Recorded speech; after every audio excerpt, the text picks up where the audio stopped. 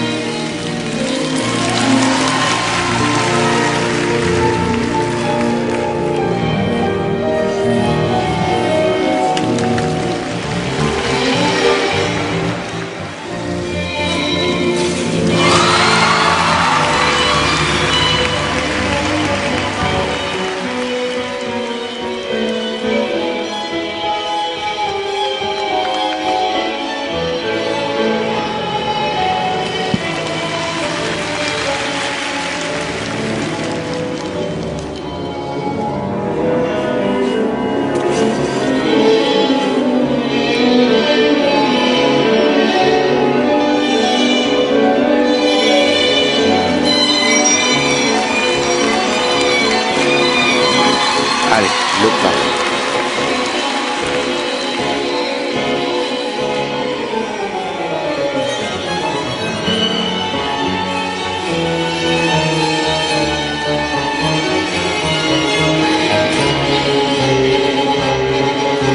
Beaucoup plus forte que Zaddah en interprétation.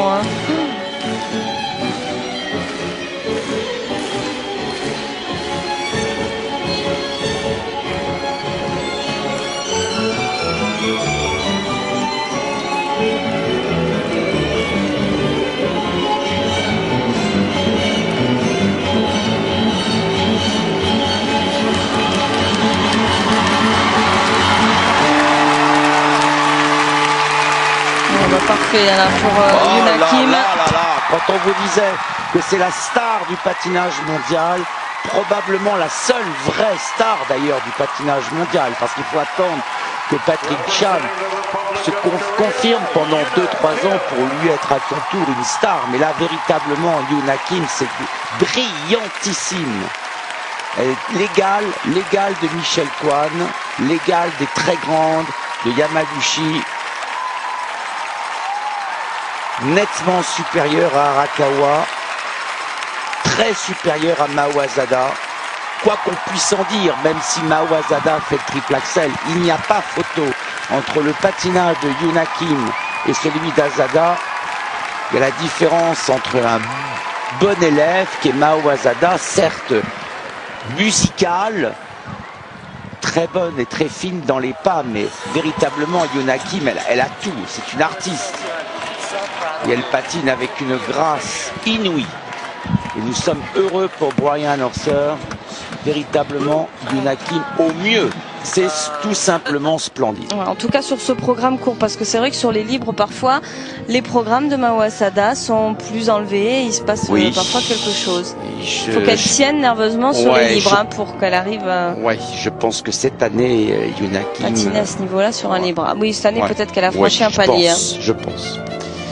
Nous serions fort déçus. Et autant elle était moyenne dans l'interprétation il y a un an, autant là vraiment elle est, elle est brillante sur ce thème-là. Tout est placé, la tête est placée, les mains sont placées. C'est un merveilleux programme, merveilleux. La tunique est belle, le choix musical approprié, enfin il y a tout.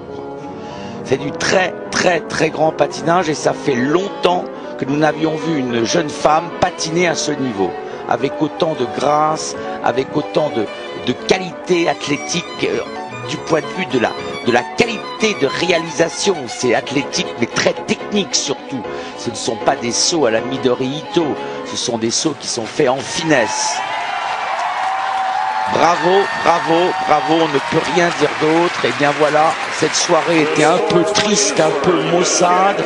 Yuna Kim parut et grâce au sortilège et au charme de son patinage, nous voici de nouveau réveillés et prêts à affronter une très longue nuit.